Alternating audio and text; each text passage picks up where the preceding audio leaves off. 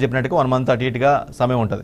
39 నుంచి ఆల్మోస్ట్ 40,000 కోట్ల రూపాయలు ఒకేసారి రుణమాఫీ చేయడం అంటే అది నిజంగానే పెద్ద అపీల్ టాస్క్గానే భావించాల్సి ఉంటుంది. మీకైతే నమ్మకం ఉందా జనం? ఎందుకంటే అపోజిషన్ చేసే విమర్శలు కూడా కొంత జనాలు నమ్మేలాగా కూడా ఉన్నాయి అపోజిషన్ చేసే విమర్శలు. సార్, నాకు మా పార్టీ ఇచ్చే కమిట్మెంట్స్ మీద కంటే జనాల మీద ఎక్కువ నమ్మకం ఉంది సార్. జనాలు కాంగ్రెస్ పార్టీ హామీలని, కాంగ్రెస్ పార్టీ నాయకత్వాన్ని నమ్మినారు కాబట్టే పార్టీ ఇచ్చిన ప్రతి ఒక్క హామీ అమలు అవుతుంది అని ఒక కాన్ఫిడెన్స్ తోని వాళ్ళందరూ ఉన్నారు. ఇవాళ ఇచ్చిన 6 గ్యారంటీలల్లా మహిళలు గ్యాస్ సిలిండర్ కి సంబంధించి అయినా, బస్సు యాత్రలకు సంబంధించి అయినా, కరెంటు విషయంలో సంబంధించి అయినా ప్రతి ఒక్క హామీ ఇంటికి వచ్చే హామీ. అందుతున్న హామీలు ఎవరికైతే అందుతున్నాయో వాళ్ళందరికీ కాన్ఫిడెన్స్ వస్తుంది.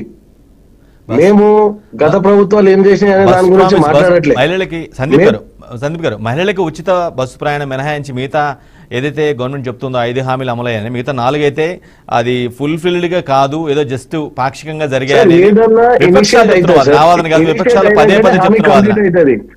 ఏదైనా ఇనిషియేట్ అయినాకనే హామీ కంప్లీట్ అవుతుంది, అమల్లోకి వచ్చినాకనే అది పూర్తి అవుతుంది. అమల్లోకి రావడం వేరే, పూర్తి అవ్వడం వేరే. మీరు ఆ డిఫరెన్స్ అర్థం చేసుకోవాలా. ఎక్కడైనా కానీ అమలు చేస్తాము అంటున్నారు, అమలు అవుతున్నాయి కాబట్టి ప్రజలు వెయిట్ చేస్తున్నారు అవి పూర్తి అవుతాయి అని కూడా. There is a simple difference, అది అర్థం చేసుకోవాలా. ఇప్పుడు నేను చెప్తున్నా, హరీష్ రావు గారు చేసిన స్టేట్మెంట్ ఏంటంటే ఎలక్షన్స్ మొత్తము టిఆర్ఎస్ లో ఎక్కడ ఇంపార్టెన్స్ లేకుండా బీజేపీ వర్సెస్ కాంగ్రెస్ ఎలక్షన్ అయిపోయింది. ఇది ఎంపీ ఎలక్షన్ మొత్తం దేశవ్యాప్తంగా ఇది బీజేపీ వర్సెస్ కాంగ్రెస్ ఎలక్షన్ అయిపోయింది. తెలంగాణలో టిఆర్ఎస్ పార్టీని ఎవరు కన్సిడర్ చేయట్లేదు. 10 ఏళ్ల వాళ్ళ పాలనను చూసిన తర్వాత బీఆర్ఎస్ పార్టీ అనేది ఈ ఎన్నికల ఎంపీ ఎన్నికల రేస్ లో లేదు అనేది నా అభిప్రాయం. దాన్ని బీఆర్ఎస్ నాయకులందరూ ఏ విధంగా వాళ్ళు మళ్ళీ రేస్ లకు రావాలా, ఏ విధంగా జనాలు మళ్ళీ బీఆర్ఎస్ పార్టీ అనేది ఒకటి ఉంది గుర్తుంచుకోవాలనే విషయంలో రాద్ధాంతం చేయడం తప్ప. సందీప్ గారు, అసలు రేస్ లో లేదనుకోవడం అనేది వన్ మినిట్ ఒక పాయింట్ మీరు చెప్పిన దాని స్టేట్మెంట్ కే కొంచెం సబ్మిషన్ అది.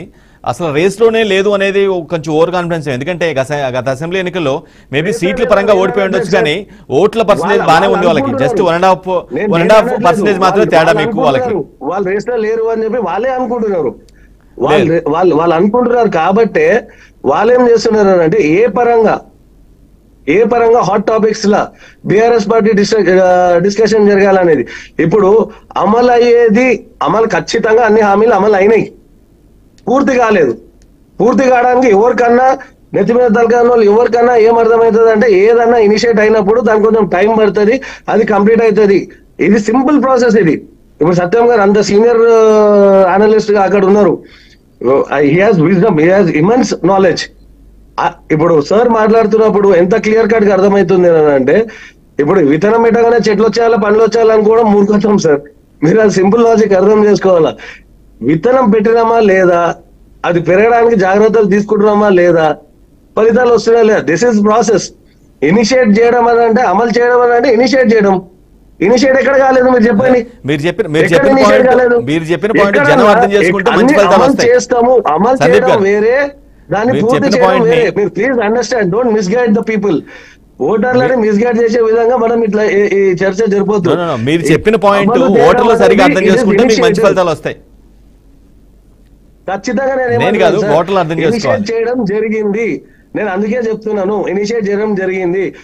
హరీష్ రావు గారికి దేవుడిచ్చిన వరం ఏంటంటే అబద్ధాన్ని ఎంత అందంగా ఆయన చెప్పగలుగుతాడు అని అంటే, నిజం చెప్పేటోడు కూడా ఆయన ముందు ఓడిపోవాల్సిందే. ఆయనకి డాక్టరేట్ కూడా ఇవ్వచ్చు మనం దాంట్లో.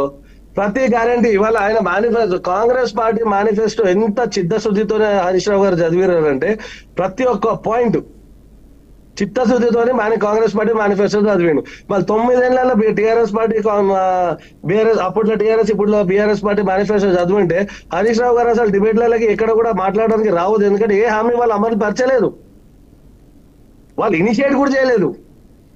రైట్ 3 ఎకరాలు ఇస్తారా హామీ అసలు ఇనిషియేట్ కూడా చేయలే. రైట్ శ్రవణ్ గారు 5 హామీలు అమలయ్యే, ఆఫ్ కోర్స్ పూర్తి అవడానికి కొంచెం